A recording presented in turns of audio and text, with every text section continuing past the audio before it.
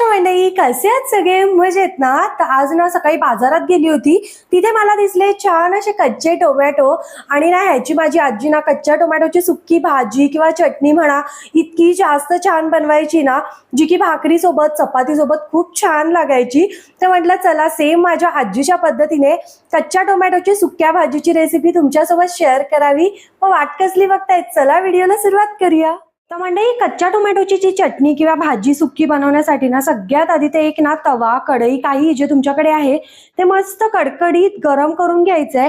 आणि आता त्याच्यामध्ये टाकायची आपल्याला मोहरी मस्त तडतडली की जिरं टाकायचंय. त्याच सोबत थोडासा हिंग चिमूटभर आणि इथे मी मिरची आणि लसूण वाटून घेतलंय मिक्सरला, ते सुद्धा ऍड करायचंय. आणि मिरची लसूण आपण जेव्हा पेस्ट टाकतो ना तेव्हा गॅस बारीक करायचंय, नाही तर चिटकलं जातं हे कढईला.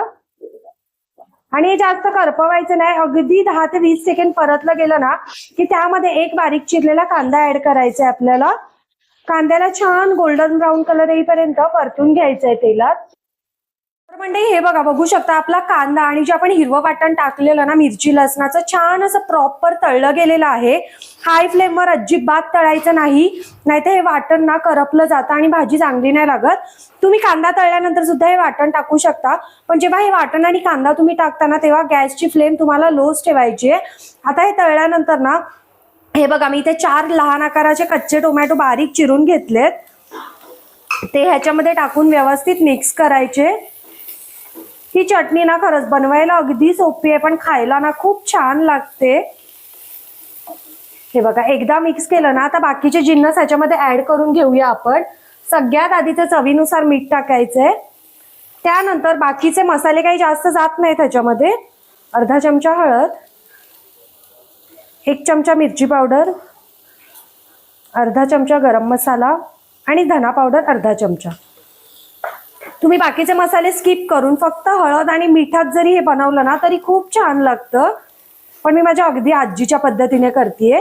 ती मिरची पावडरच्या जागी ना एसूर टाकायची, आमच्या सोलापूरचा.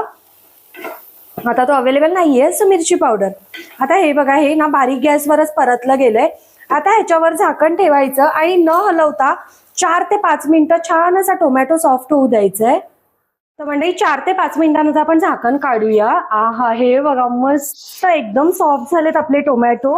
तर आता काय करायचं, ह्याच्यामध्ये ना अगदी थोडीशी साखर ऍड करायची, बिकॉज आपले टोमॅटो ना आंबट असतात खूप जास्त आणि ती चव एकदम अशी भाजीत ना चांगली नाही लागत. सो त्यामुळे अगदी थोडीशी साखर टाकायची आणि शेंगदाण्याचं कूट 2 चमचे इतकं. मोठंच कूट टाकायचं, जास्त बारीक पण नाही टाकायचं. हे बघा, परत एकदा व्यवस्थित मिक्स करायचं. तुम्ही साखरेच्या जागी ना गूळ सुद्धा टाकू शकता, गुळाची पावडर वगैरे. पण हे साखर आणि शेंगदाण्याचं कूट टाकायला अजिबात विसरू नका, खूप छान चव येते.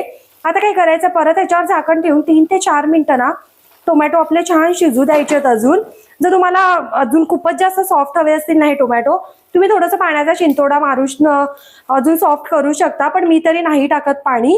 वाफेवरच शिजवूया ह्याला अजून 3 ते 4 मिनिटं.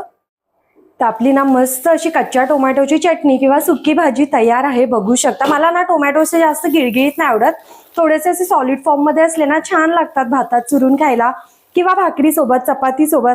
आता काय करायचं, गॅस बंद करायचा, भरपूर अशी बारीक चिरलेली कोथिंबीर टाकायची, एकदा मिक्स करायचं आणि छान असं सर्विंग प्लेटमध्ये काढून घेऊया आता या भाजीला.